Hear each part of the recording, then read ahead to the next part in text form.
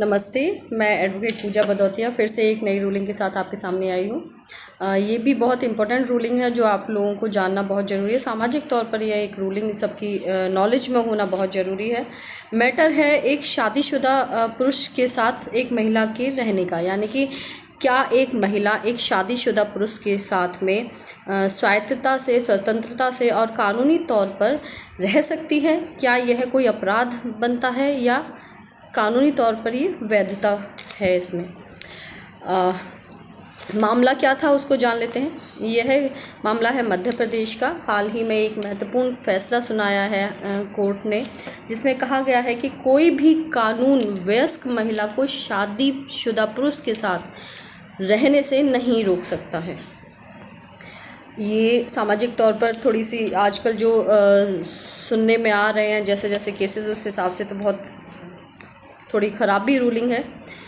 मेरे हिसाब से ये थोड़ी सी नेगेटिव की तरफ ज़्यादा जाती है, क्योंकि लोग मिसयूज़ ज़्यादा करेंगे इसका। लेकिन जो है कानून, अब उस पर तो हम अंकुश नहीं लगा सकते। कोर्ट ने क्या कहा इस मैटर में जान लेते हैं।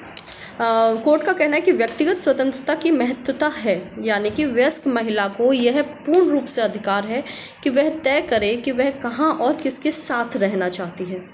और न्यायपालिका की भूमिका इसमें क्या रही? इस अदालत का नैतिकता से न्यायपालिका का सीधा सीधा कहना था कि इस अदालत का, यानी कि इस डिसीज़न का नैतिकता से संबंधित मामलों पर उपदेश देना नहीं है।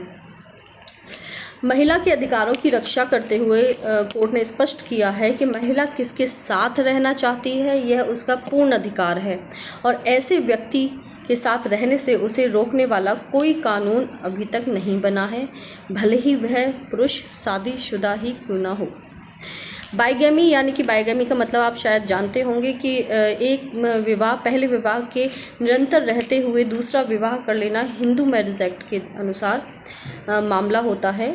इसमें न्यायालय ने कहा है कि केवल पहली पत्नी, जब बाइगैमी का मैटर आता है, यानी कि अगर एक पुरुष अपनी पहली पत्नी के जीवित रहते हुए और अपने पहली पत्नी के साथ विवाह में रहते हुए अगर दूसरी शादी कर लेता है तो उसको बाइगैमी का अपराध कहा जाता है। ये धारा 494 और 497 के अंतर्गत आती है आईपीसी में। तो इसमें कोर्ट ने ये स्पष्ट किया है कि ऐसे मामले में केवल पहली पत्नी ही शिकायत कर सकती है अगर कोई पुरुष बाइगैमी का अपराध करता है, धारा 494 495 के अंतर्गत। अगर कोई पुरुष दूसरा विवाह करता है तो केवल उसकी पहली पत्नी को ही बाइगैमी के अपराध के लिए शिकायत दर्ज करने का अधिकार है।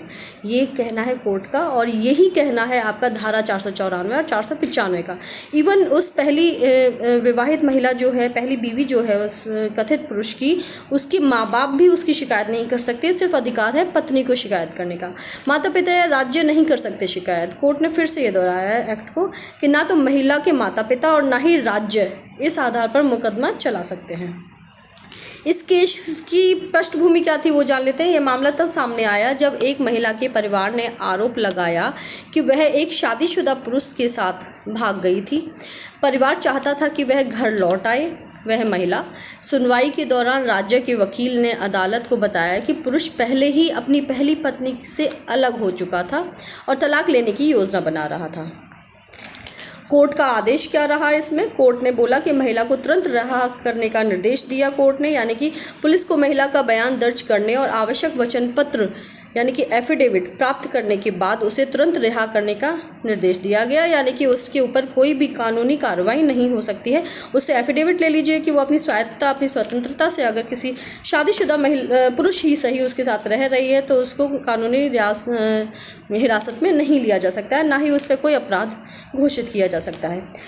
महिला से वचन पत्र लेने की कहा, जो मैंने आपको बताया। महिला से एक वचन पत्र लिया जाएगा कि वह अपनी पसंद के व्यक्ति के साथ रहना चाहती है। पुरुष की स्वीकृति मांगी जाएगी उसमें, जिस कथित पुरुष के साथ वो रह रही है। पुरुष से एक स्वीकृति ली जाएगी कि वह महिला के साथ रहने को स्वीकार करता है, यानी कि वो ज़बरदस्ती नहीं कर रही है महिला। ये देखना बहुत ज़रूरी है। कोर्ट का आदेश यही था। अब आप लोगों का इसमें क्या विचार है? क्या यह कोर्ट का आदेश सही है? क्या महिलाओं को ये स्वतंत्रता सामाजिक तौर पर मिलना सही है, या इससे कुछ और अपराधों के रास्ते खुलेंगे, जैसे कि पहली बीवी पहली पत्नी के लिए ये कहीं ना कहीं एक अन्याय वाला रास्ता खोल दिया है कोर्ट ने। आपके क्या विचार हैं इस पर, आप कमेंट बॉक्स में ज़रूर बताएं। और अगर ऐसे ही किसी कानूनी मामले से या समस्या से कोई आपका नोन, आपका रिलेटिव जूझ रहा है, तो उसके साथ में इस रूलिंग को शेयर करें और एक दूसरे के साथ में भी शेयर करें। सामाजिक तौर पर आप सबको पूरा अधिकार है कानूनी बेस को जानने का, जिसका प्रयास मैं दिन पे दिन कर रही हूँ कि आपकी नॉलेज में ऐसी चीज़ें रहें जो आपको जानना कानूनी तौर पर ज़रूरी है। मैं ऐसी रूलिंग्स आपके सामने लेकर आती हूँ, कोई हैक्टिक रूलिंग नहीं लाती कि आपको समझ में ना आए। बहुत लेमैन लैंग्वेज में आपको समझाने की कोशिश करती हूँ ताकि आपको चीज़ों के बारे में पता रहे, कानूनी तौर पर आपको नॉलेज रहे। अगर आपको मेरा वीडियो अच्छा लगा तो उसे लाइक करें, मेरे चैनल को सब्सक्राइब करें, वीडियो को ज़्यादा से ज़्यादा शेयर करें ताकि मैं प्रोत्साहित हो सकूं और नई वीडियोस रूलिंग्स लाने के लिए कोर्ट की, जिनसे आपका अवगत होना, दो चार होना बहुत ज़रूरी है। धन्यवाद।